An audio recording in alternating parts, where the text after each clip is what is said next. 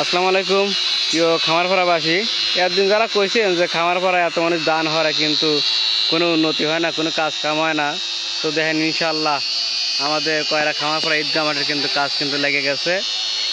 সকল কার্যক্রম এখন অলরেডি আবার চালু হয়ে গেছে। ইনশাল্লাহ এবার আর থামবে না, একদম সম্পূর্ণ করে তারপরেই থামবে।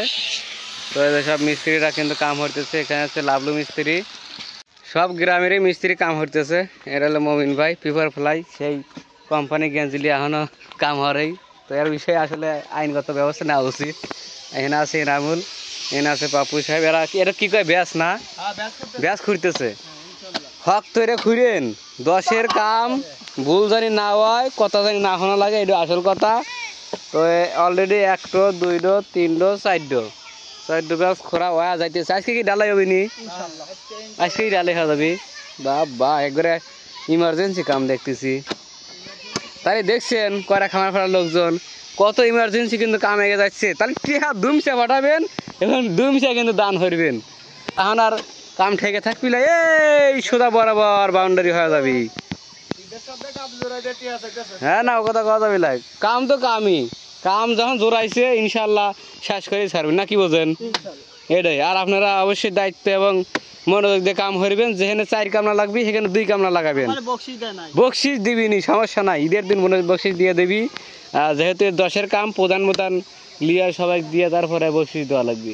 তো যাই গিয়ে মনোযোগ দিয়ে কাম হয়। রোজার দিন রোজা তো নাই কি, সেটা আমি জানি, ও কথা কওয়া লাভ নাই।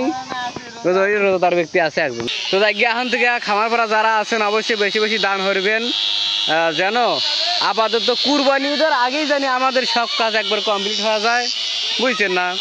তো যাই গিয়ে আসলে হেডি আপনাদের দেখা দিলাম আমাদের কয়রা খামারপাড়া ঈদগাহ মাঠ এবং কবরস্থানের কাম কিন্তু অলরেডি আবারও চালু হয়ে গেছে। ইনশাল্লাহ এবার শেষ না পর্যন্ত আর থামবি লয়। তো এই যে রডমট কাটা হচ্ছে, ওই পাশে হলো যে ওই পাশ দিয়ে মানে যে পূর্ব পাশ দিয়ে বাউন্ডারি হবে, আর এই পাশ দিয়ে মোটামুটি তো বাউন্ডারি আসি, হয়তো এখানে লেবার টেবার কাজ বাহি আছে আর কি।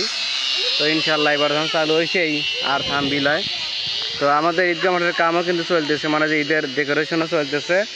তো যাই হোক, ঘটনা হইলো এখন আবার কিন্তু বেশি বেশি দান হারা লাগবি, কারণ আমাদের কার্যক্রম আবার শুরু হয়ে গেছে।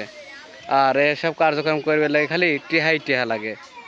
তো সবাই কিন্তু আনন্দের সহিত কাজ কাম করতেছে। আর বহুদিন পর যেহেতু আবার কাম চালু হয়েছে, এই জন্য মনে করেন যে চাল পাল সব ভরে গেছে মাঠে, যে আর কি শুরু হয়েছে কয়রা খামারপাড়া ঈদগাহ মাঠে। তো এটা হলে আসল কথা। জায়গা এনে রেখে দিচ্ছি, অবশ্যই আপনারা বেশি বেশি দান হইলেন।